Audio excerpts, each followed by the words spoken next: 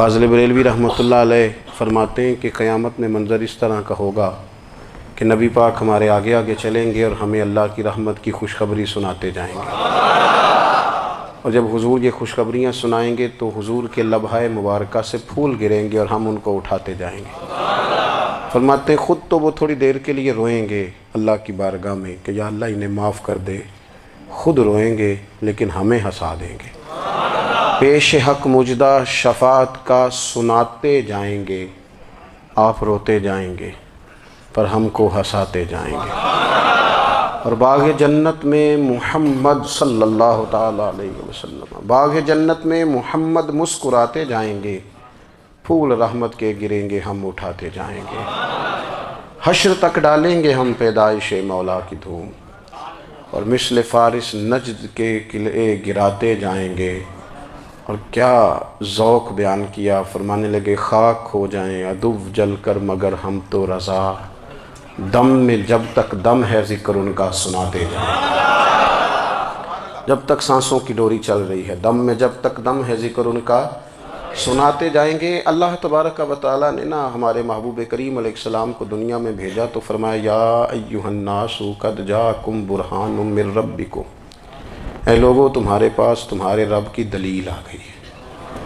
اللہ تبارک و تعالیٰ نے محبوب پاک علیہ السلام کو سراپا دلیل بنا کے بھیجا۔ باقی انبیاء کرام علیہم السلام کے پاس بھی اپنی نبوت کے دلائل کے طور پر بے شمار معجزات تھے، اور حضور کریم علیہ السلام کے تو پورے وجود کو ہی اللہ نے معجزہ بنایا ہے۔ اور نبی پاک صلی اللہ تعالیٰ علیہ وآلہ وسلم کی نبوت کی دلیلیں، حضور کے رسالت کے مستحکم دلائل جگہ جگہ آپ کو ملیں گے۔ سب سے پہلی چیز تو یہ سمجھنے والی ہے کہ نبی پاک علیہ السلام نے جس چیز کو سب سے پہلے اپنی نبوت کی دلیل کے طور پر بیان فرمایا وہ حضور کا کردار ہے، سیرت ہے، عمل ہے، حضور کا لوگوں کے ساتھ رویہ ہے۔ نبی پاک علیہ السلام کی تبلیغ کے 3 دور ہیں۔ ایک تو حضور نے اپنے قول سے تبلیغ فرمائی ہے، وہ 40 سال کی عمر سے محبوب نے اعلان فرمایا اور تبلیغ کی۔ اور ایک نبی پاک صلی اللہ تعالیٰ علیہ وسلم بالواسطہ حضور کی تبلیغ ہے جو آج تک جاری ہے۔ امت کے علماء، مشائخ، مبلغین حضور کے دین کو آگے پھیلا رہے ہیں، تو دراصل یہ بھی تبلیغ رسول پاک علیہ السلام ہی کی تبلیغ۔ اور ایک حضور کی تبلیغ کا دور ہے، حضور کی پیدائش سے لے کر ولادت مبارکہ سے لے کر حضور علیہ السلام کے اعلان نبوت تک۔ اس دوران نبی پاک نے جو تبلیغ فرمائی ہے وہ اپنے کردار سے فرمائی۔ عرب کا وہ معاشرہ جو بڑا میلا کچیلا گدلا ہو چکا تھا، جس کے اندر سراسر مادہ پرستی کا زور تھا، جس کے اندر لوگ انسانوں کی خرید و فروخت کرتے تھے، جس کے اندر بیٹیوں کو زندہ دفن کر دیتے تھے، جس کے اندر جو آدمی جتنا زیادہ مضبوط ہوتا تھا اتنا زیادہ لٹیرا بن جاتا تھا، اس معاشرے کے اندر رسول کریم علیہ السلام نے 40 سال گزارے، اور اس طرح گزارے کہ جو بیگانے بھی تھے وہ بھی کہا کرتے تھے یہ صادق ہیں، یہ امین ہیں۔ اور جب حضور نے اعلان نبوت کیا تو فرمایا، یہ قرآن مجید کے لفظ ہے، فرمایا فَقَدْ لَبِثْتُ فِيكُمْ عُمَرًا مِّن قَبْلِهِ أَفَلَا تَعْقِلُونَ، میں تمہارے بیچ عمر کا ایک حصہ گزار چکا ہوں، تمہیں عقل نہیں ہے، شعور نہیں ہے۔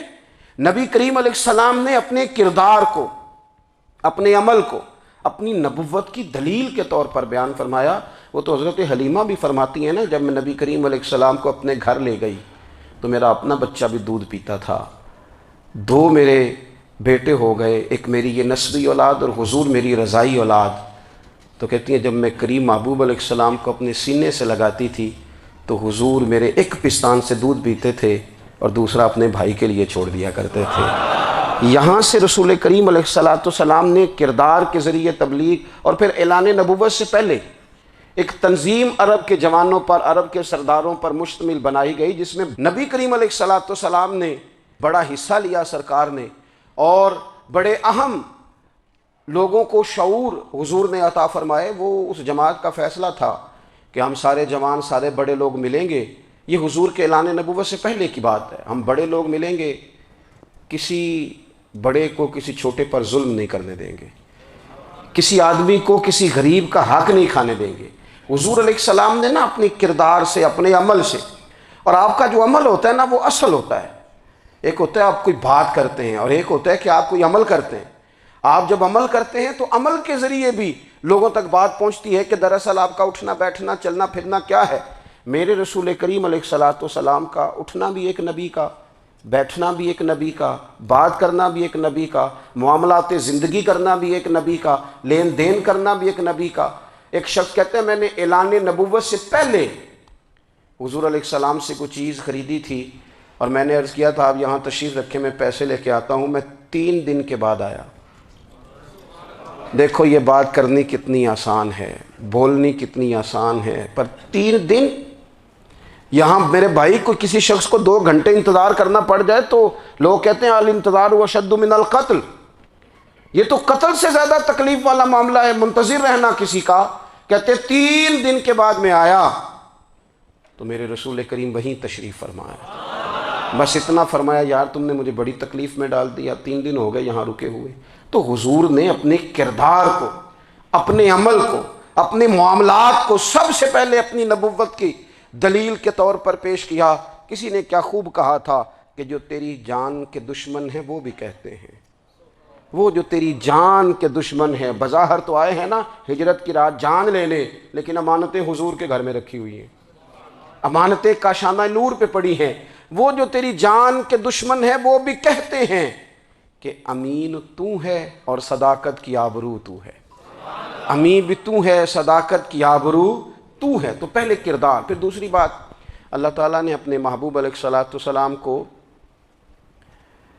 اپنا مطلق نائب بنا کر، اپنا محبوب اعظم بنا کر، ویسے ہی سارے انسانوں کے بارے میں کہا وَإِذْ قَالَ رَبُّكَ لِلْمَلَائِكَةِ إِنِّي جَاعِلٌ فِي الْأَرْضِ خلیفہ، میں زمین میں اپنا نائب بنانے والا ہوں۔ لیکن حضور علیہ السلام تو محبوب ہے نا، حضور کی نیابت تو محبوبیت کے درجے پر فائز ہے۔ تو رسول پاک کو رب کریم نے اس طرح کا بنا کے بھیجا کہ حضرت عبداللہ ابن رواحہ رضی اللہ تعالیٰ عنہ بیان فرماتے ہیں کہ اگر حضور کوئی معجزہ نہ بھی دکھاتے، نبی کریم علیہ السلام سے کوئی اعجاز لوگ نہ بھی دیکھتے، تو محبوب کا تو چہرہ ہی اس طرح کا تھا، لوگوں نے دیکھتے جانا تھا اور کلمہ پڑھتے جانا تھا۔ لیکن باوجود اس کے میرے رسول پاک کا اعجاز یہ ہے، کمال یہ ہے کہ حضور کبھی اشارہ کر دیں تو چاند 2 ٹکڑے ہو جائے، کبھی دعا مانگ دیں تو ڈوبا ہوا سورج واپس آ جائے، کبھی محبوب گزرنے لگیں تو پتھر آپ پر سلام پڑے، کبھی حضور پہاڑ پر چڑھ جائیں تو پہاڑ وجد میں آ کر جھومنے لگیں، محبوب کا کبھی نماز پڑھاتے ارادہ بن جائے تو اللہ تعالیٰ قبلے کا رخ ہی تبدیل فرما دے۔ کیا خوبصورت سوچ ہے اور کیا نظریہ دیتے ہیں بریلی کے امام۔ فرماتے ہیں اجابت کا جوڑا عنایت کا صحرا، دلہن بن کے نکلی دعائے محمد، اور اجابت نے جھک کر گلے سے لگایا بڑی ناز سے جب دعائے محمد۔ دیکھو خدا کی رضا چاہتے ہیں دو عالم، خدا چاہتا ہے رضائے محمد صلی اللہ تعالی علیہ وسلم۔ اور ایک مقام پہ فرماتے ہیں نائب دست قدرت پہ لاکھوں سلام، نائب دست قدرت پہ لاکھوں سلام۔ تو اللہ تعالیٰ نے نبی پاک صلی اللہ تعالی علیہ وسلم کو جو اعجاز۔ پھر ایک اور بات، حضور امی ہیں، دنیا میں آ کر محبوب نے کسی سے پڑھا ہی نہیں۔ میرے محبوب نے جتنا پڑھا ہے رب کریم سے ہی پڑھا ہے۔ الرحمن علم القرآن خلق الانسان، رحمان نے قرآن سکھایا پھر انسان بنایا۔ اللہ تبارک و تعالیٰ کی بارگاہ کرم سے حضور نے لیا۔ رسول کریم امی ہیں، یہ بھی حضور کی نبوت پر ایک بڑی دلیل۔ دیکھو ایک ہوتا ہے کوئی آدمی بچپن سے ہی کسی چیز سے شغف رکھے اور جب اس کی عمر بڑی ہو جائے تو کہتے ہیں اس کا تجربہ بڑا ہو گیا ہے، یہ پہلے کچھ شعر کہتا تھا، کوئی ادبی جملہ کہتا تھا، تو اب اس کی یہ کام کرتے کرتے عمر بڑی ہو گئی ہے تو رسوخ حاصل ہو گیا۔ 40 سال کی عمر مبارک تک نبی کریم نے ایک شعر بھی نہیں کہا۔ حضور علیہ الصلاۃ والسلام نے کبھی کوئی ایسی بات، ویسے تو حضور کی ہر بات حکمت والی، لیکن جس کو عرب کے لوگ اپنے لہجے میں شاعری یا اپنے لہجے میں ادب کہتے تھے وہ حضور نے بیان نہیں فرمایا۔ لیکن جب 40 سال کی عمر میں اعلان نبوت کیا تو پھر بڑے بڑے فصیح و بلیغ، بڑے بڑے سیانے طفیل بن عمر کہتے ہیں کہ اس شخص کو بھی میں نے دیکھا جسے بڑا ناز تھا اپنی فصاحت اور بلاغت پر، اور جب وہ حضور کے پاس آیا اور اس نے آ کے کچھ باتیں کی تو محبوب خاموشی سے سنتے رہے، اور جب وہ چپ کر گیا تو میرے کریم نے صرف سورہ فاتحہ پڑھی۔ کبھی اٹھتا تھا، کبھی بیٹھتا تھا، کبھی غور کرتا تھا، کبھی دائیں جاتا تھا، کبھی بائیں جاتا تھا، پھر کہنے لگا بتاؤ نا کلام کس کا ہے؟ فرمایا اس رب کا، اس رب کا، اس رب کا جس کا میں رسول بن کے آیا ہوں۔ نبی کریم صلی اللہ تعالیٰ علیہ وسلم امی ہیں، لیکن حضور نے کائنات کے رازوں سے پردے ہٹا دیے، نبی کریم نے جینے کے سلیقے بتا دیے، حضور نے ہر شخص کو اس کے مقصد حیات سے آگاہ کر دیا۔ نبی کریم علیہ السلام نے وہ فلسفہ حیات بیان کیا کہ لوگوں کو صرف جینے میں ہی مزہ نہیں آیا، مرنے میں بھی مزہ آنے لگا۔ لوگ آگے بڑھ بڑھ کے جانیں پیش کرنے لگے، اپنی اولادیں قربان کر، جو فلسفیوں سے کھل نہ سکا اور نکتہ وروں سے حل نہ ہوا، وہ راز ایک طیبہ والے نے بتلا دیا چند اشاروں میں۔ محبوب کریم امی ہیں، لیکن حضور نے اس طرح دنیا کو سکھایا، اس طرح دنیا کو پڑھایا، اس طرح حضور نے علم کے چراغ اور دیپ روشن کیے کہ قیامت تک جسے روشنی ملے گی نا، اسے صرف دروازہ مصطفیٰ سے ملے گی، اسے رسول کریم علیہ السلام کے در دولت سے ملے۔ کچھ لوگوں نے کہا کہ اپنے پاس سے آیات بنا کے لاتے ہیں، اپنے گھر میں بیٹھ کے دعوے کر لینا تو کوئی مشکل کام نہیں نہ ہوتا، سارے لوگ ہی کر لیتے ہیں۔ بلکہ وہ ہمارے ایک بزرگ کہا کرتے تھے، خیالی پلاؤ پکائیے کہ گھیو کدے بھی کاٹ نہ پائیے، کیونکہ کون سا پیسوں کا ڈالنا ہے، زیادہ ڈالیں آپ، اور زیادہ ڈالیں۔ بہت سارے لوگ ہیں آج بھی، کچھ لبرل ہیں بیچارے، کچھ دین بیزار طبقہ ہے، وہ کہتے ہیں جناب ہمیں تو جدید باتیں بتائیں، ہمیں تو نئے اسلوب کے مطابق لے کے چلیں، ہمیں تو او بھائی سن، میرے نبی پاک علیہ السلام نے فرمایا میرا قرآن کبھی پرانا نہیں ہوگا، اسے پڑھ کے دیکھ، اس کی جدت کا حسن دیکھ، یہ تو کھلا ہوا باغ ہے، تو ایک دفعہ اس کے قریب آئے گا تو خوشبو ملے گی، دوسری دفعہ آئے گا تو اس سے زیادہ تازی ملے گی، ایک دفعہ پھل کھائے گا تو مزیدار ہوگا اور دوسرا کھائے گا ہو سکتا ہے شکل ملتی جلتی ہو لیکن ذائقہ بڑا نرالا ہوگا۔ تو تو صحیح نا، جب کچھ لوگوں نے کہا یہ خود سے بنا کے آیات لاتے ہیں تو فرمایا وَإِن كُنتُمْ فِي رَيْبٍ مِّمَّا نَزَّلْنَا عَلَىٰ عَبْدِنَا فَأْتُوا بِسُورَةٍ مِّن مِّثْلِهِ، اگر تمہیں کوئی شک ہے اس میں جو ہم نے اپنے بندہ خاص میں نازل کیا ہے تو تم بھی اس جیسی ایک آیت بنا کے لاؤ۔ اور چلو چیلنج کھلا ہی دے دیا، فرما وَادْعُوا شُهَدَاءَكُم مِّن دُونِ اللَّهِ، اللہ اور اللہ والوں کو چھوڑ دو، تفسیری ترجمہ عرض کر رہا ہوں، یعنی صحابہ کو چھوڑ دو، حضور کے ماننے والوں کو چھوڑ دو، باقی ساری دنیا کے کافر کٹھے ہو جاؤ، ایک آیت بس قرآن جیسی لے کے آؤ، ایک آیت لے کے آؤ، ان کنتم صادقین، اگر تم سچے ہو۔ جوانوں سنو، کہا ایک آیت، اور یہ چیلنج آج تک قرآن مجید کا موجود ہے، آج تک وَإِن كُنتُمْ فِي رَيْبٍ مِّمَّا نَزَّلْنَا عَلَىٰ عَبْدِنَا فَأْتُوا بِسُورَةٍ مِّن مِّثْلِهِ، تم قرآن کے مقابلے کی ایک صورت لے کے آؤ اور سارے حمایتی اکٹھے کر لو اپنے، ان کنتم صادقین، اگر تم سچے ہو۔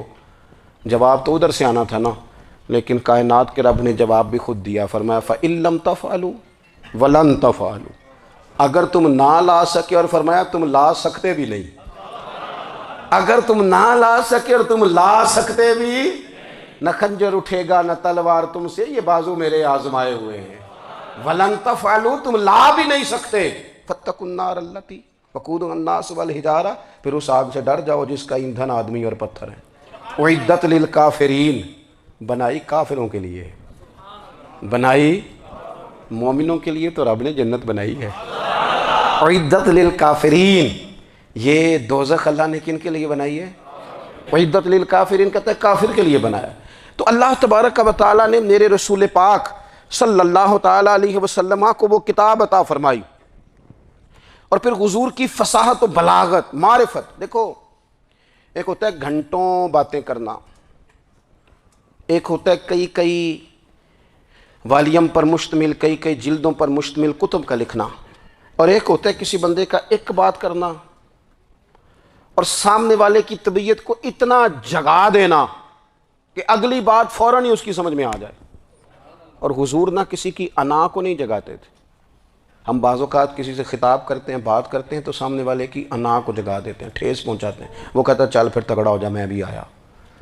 حضور انا نہیں جگاتے تھے، میرے نبی پاک ضمیر جگاتے تھے تاکہ وہ شخص فیض حاصل کر سکے، اسے کچھ ملے۔ نبی کریم کا جو انداز تکلم ہے وہ اس طرح کا ہوتا تھا کہ انسان خود بخود کھل اٹھتا تھا کہ مطلب یہ بات ہونے کیا لگی ہے، مطلب حضور کیا فرمانے لگے۔ نبی کریم صلی اللہ تعالی علیہ وسلم ایک دن محبوب کریم نے صحابہ کے یہ حضور کی فصاحت و بلاغت دیکھے، فرمایا محبوب نے کتنا نادان ہے وہ شخص جو اپنے ماں باپ کو گالی دے۔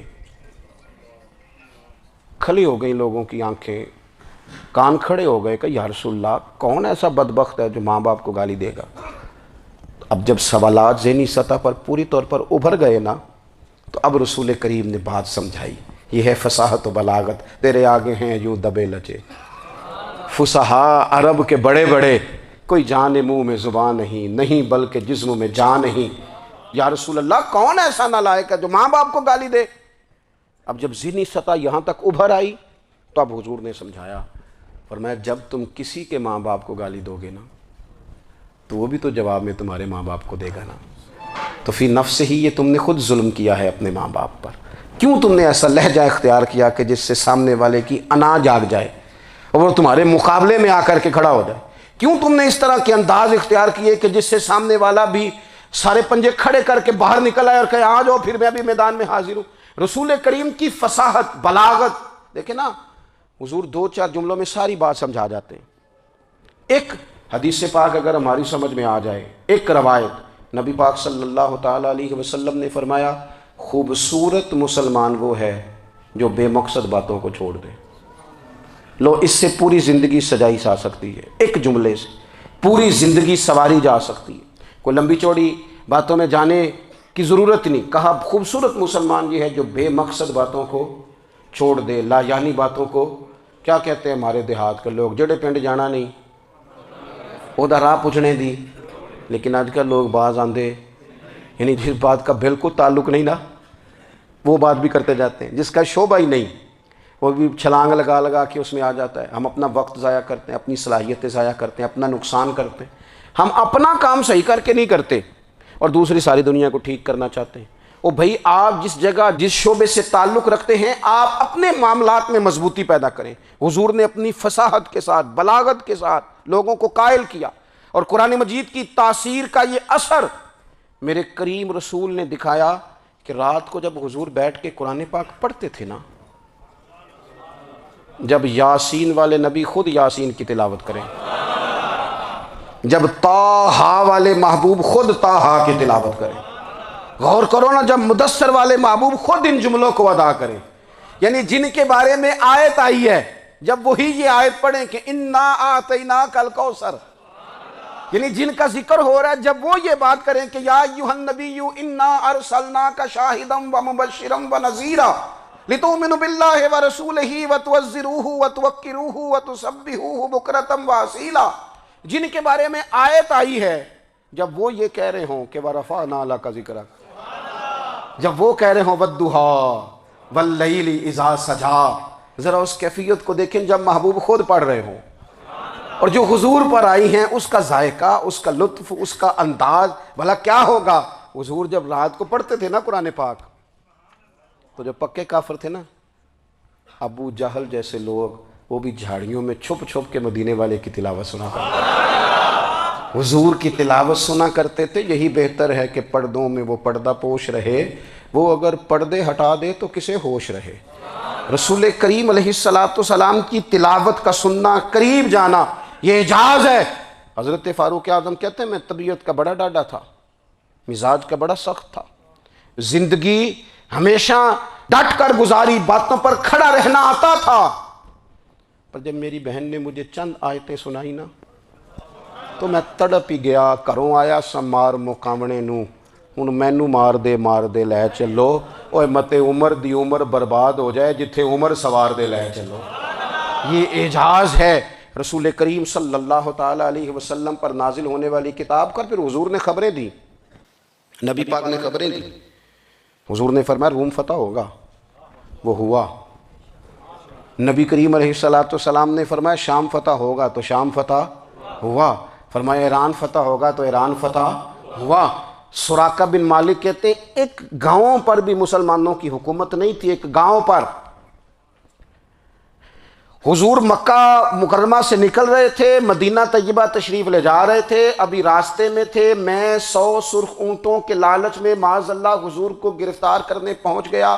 محبوب نے حکم دیا، حضور کا معجزہ میں نے آنکھوں سے دیکھا، میرا گھوڑا زمین میں دھستا چلا گیا، میں نے معافی مانگی، حضور نے معاف کر دیا۔ میں نے سمجھا اچانک ہو گیا ہے۔ یہ منوانا بھی بڑا مشکل کام ہے۔ شجر و حجر پہچان گئے، انسان کی نظروں میں شاکی رہا۔ یہ کچھ ایسے لوگ ہیں جن کو منوانا توبہ توبہ، ماننے کو تیار نہیں، دیکھ دیکھ کے بھی ماننے کو تیار ہے نہیں، ماننے کو تیار ہی نہیں۔ کہتے ہیں کہ میں نے پھر چاہا آگے بڑھنا تو پھر زمین کے اندر میرے گھوڑے کے پیر دھنسنے لگے، پھر معافی مانگی۔ کریم تیرے معاف کرنے کی ادا پہ بھی قربان جائیں۔ یہ نہیں فرمایا کہ تو بار بار یوں ہی کرتا ہے، فرمایا معافی مانگتا ہے، جا میں نے معاف کیا۔ کہتے ہیں 3 دفعہ میں آگے بڑھا، 3 دفعہ حضور نے معاف کیا تو مسکرا کے فرمانے لگے تو یہاں مجھے گرفتار کرنے آیا ہے، وہ کیسر روم کا علاقہ فتح ہوگا۔ وہ کنگن جو پہنتا ہے نا ہاتھوں میں، بادشاہ کے کنگن معروف ہیں، وہ تیرے ہاتھوں میں آئیں گے۔ اللہ کرے آپ سمجھیں۔ یہ جو لوگ ڈری ڈری سہمی اور ہمارے بچے مایوسی کی معاذ اللہ باتیں کرتے ہیں، وہ دیکھیں حضور کس طرح کی گفتگو فرماتے ہیں۔ ابھی ایک گاؤں پر بھی اسلام کی حکومت نہیں، لیکن حضور کا خبر دینے کا انداز۔ کریم فرمانے لگے وہ کیسر روم کے جو کنگن ہوں گے وہ تیرے ہاتھوں میں آئیں گے۔ جناب سراقہ بن مالک فرماتے ہیں کہ میں مسلمان ہو گیا، حضور کا وصال ہو گیا، کنگن نہیں آئے۔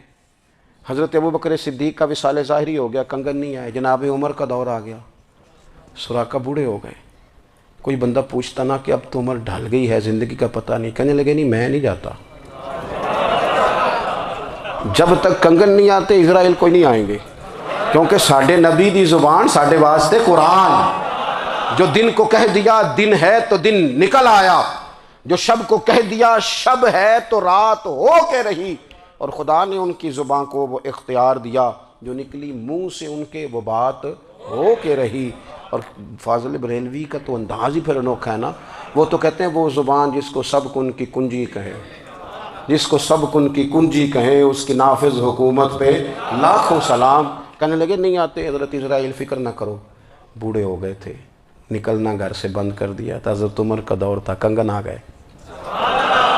حضرت فاروق اعظم نے ان کے پوتوں سے، نواسوں سے، بچوں سے کہا جاؤ بلا کے لاؤ، کہ دادا جان بوڑھے ہیں، فرمایا تم کان میں کہہ دینا کنگن آ گئے، پھر تم دیکھنا تو صحیح۔ پھر حضرت سراقہ آئے، حضور نے جو خبریں دیں، نبی پاک علیہ الصلوۃ نے جو گزشتہ قوموں کے احوال بیان کیے، اور پھر میرے نبی پاک علیہ الصلوۃ نا دنیا میں عزتیں دینے آئے۔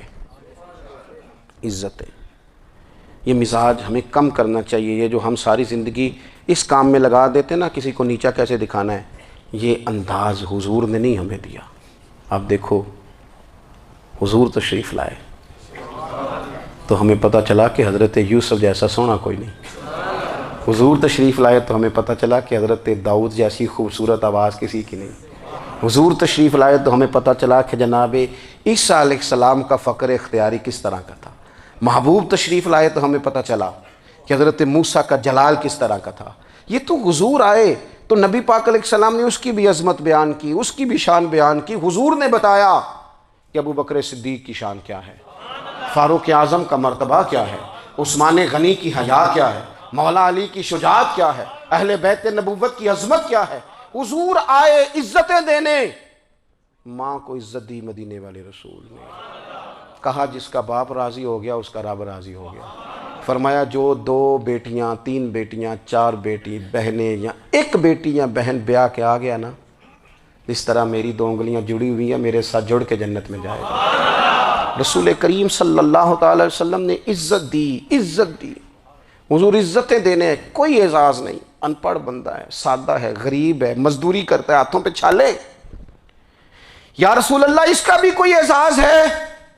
قربان جائیں، میرے کریم نے عزت دی، فرمایا محنت کر کے روزی کمانے والا تو اللہ کا دوست ہے۔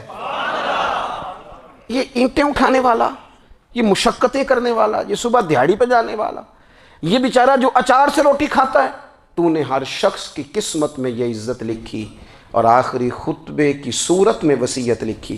رسول کریم نے ہر بندے کو اعزاز دیا، عظمتیں دی۔ حضور عزتیں دینے آئے، نبی پاک علیہ السلام نے اعزازات دیے، حضور نے نوازا۔ یہ ساری چیزیں میرے رسول پاک کی تشریح۔ اور پھر یہ جو حضور کے صحابہ اور اہل بیت ہے نا، یہ بھی میرے نبی پاک کی نبوت کی دلیل ہے۔ اتنی جلدی انقلاب آیا نہیں کرتے، وہ کل تک جو رہزن تھے حضور نے راہبر بنا دیے۔ وہ لوگ جو کل تک ایک دوسرے کے گلے کاٹ کے کھاتے تھے، ایک دوسرے کو مارتے تھے، تکلیف پہنچاتے تھے، برادری ازم پہ لڑتے تھے، حضور نے بھائی بھائی بنا دیے۔ ایک پلیٹ میں کھانا کھانے لگے، سیدنا بلال حبشی، صہیب رومی، سلمان فارسی، حضور نے یوں کر کے ملا دیا۔ نبی کریم علیہ السلام نے تقسیمیں ختم کر دی دنیا میں۔ حضور کے صحابہ نے اپنا کردار اس طرح کا دکھایا، اتنا بلند کیا، اور صحابہ کرام علیہم رضوان اس کو دیکھ کر اتنی بلندیوں پہ گئے کہ گواہیاں اللہ کا قرآن دیتا ہے۔ فرمایا محمد الرسول اللہ والذین معہ اشداء علی الکفار رحماء بینہم تراہم رکعا سجدا یبتغون فضلا من اللہ ورضوانا۔ فرمایا یہ جو میرے محبوب کے ساتھ والے ہیں کافروں پر سخت ہیں، آپس میں نرم دل ہیں، تم جب بھی انہیں دیکھو گے سجدے کرتے دیکھو گے، رکوع کرتے دیکھو گے، تم انہیں دیکھو گے اللہ کی رضا کے متلاشی ہیں۔ انہیں ساری مادہ پرستی سے نکال کر محبوب نے رب کی رضا کے رستے پہ ڈال دیا۔ میرے نبی کریم سید عالم صلی اللہ تعالیٰ علیہ وسلم کی نبوت کے دلائل کے طور پر یہ ساری چیزیں آئیں۔ بس میں بات سمیٹنے لگا ہوں۔ حضور کا جو اخلاق ہے نا، وہ بھی نبی کریم علیہ السلام کی نبوت کی بہت بڑی دلیل ہے۔ وَإِنَّكَ لَعَلَىٰ خُلُقٍ عَظِيمٍ۔ محبوب ہم نے آپ کو نا خلق عظیم کا مالک بنایا ہے۔ کچھ لوگ سمجھتے ہیں صرف آپ کا بولنے کا انداز ٹھیک ہو تو آپ با اخلاق ہیں۔ نہیں بھائی، بولنے کا انداز ٹھیک ہونا با اخلاق نہیں، سچ بولنا اخلاق کی علامت ہے۔ آپ کا حق بات کرنا اخلاق ہے، آپ کا صحیح گواہی دینا اخلاق ہے، آپ کا اللہ تعالیٰ کی طرف سے آزمائش آنے پر صبر کا مظاہرہ کرنا اونچا اخلاق ہے۔ رب نعمت دے تو آپ کا وجود ڈھلتا جائے شکر میں، یہ اخلاق ہے۔ رب کریم اگر آپ کو کسی وقت کسی آزمائش میں اپنی حکمت سے ڈالتا ہے تو عزت نفس کو برقرار رکھنا، خودداری کو برقرار رکھنا، یہ اخلاق۔ نبی پاک نے اعلیٰ ترین اخلاق کی بات بتائی، اعلیٰ ترین۔ حضور نے لوگوں سے بیعت لیتے وقت کہا تھا میرے ہاتھ پر بیعت کرو، چوری نہیں کرو گے۔ نبی پاک علیہ السلام نے مختلف امور پر بیعت لی۔ حضرت حکیم بن حزام کہتے ہیں حضور نے میرے ہاتھ پہ ہاتھ رکھ کے کہا میرے ہاتھ پہ ہاتھ رکھ کے بیعت کرو کہ کسی دنیا دار سے سوال نہیں کرو گے، خودداری سے زندگی گزارو گے، عزت نفس سے جو رب نے تمہیں دیا ہے تم اس پر راضی رہو گے۔ لوگوں کی جیبوں کو ٹٹولنا، دوسروں کی دولتوں پہ راج کرنا، دوسروں کے مال پر نگاہیں ڈالنا اللہ کے حبیب نے پسند نہیں فرمایا۔ فرمایا بیعت کرو کہ تم کبھی کسی سے سوال نہیں کرو گے۔ حد ہو گئی۔ نبھانے والوں نے پھر اس عہد کو نبھایا اور کمال کر دی۔ حضرت حکیم بن حزام گھوڑے پہ بیٹھے تھے، ہاتھ میں درہ تھا، وہ زمین پہ گر گیا، قریب غلام کھڑا تھا۔ حضرت حکیم بن حزام خود گھوڑے سے اترے، درہ اٹھایا، دوبارہ گھوڑے پہ بیٹھے۔ غلام عرض کرنے لگا حضور مجھے بتا دیتے، میں اٹھا کے دے دیتا۔ آنکھیں چمک اٹھیں، فرمانے لگے کیسے بتا دیتا؟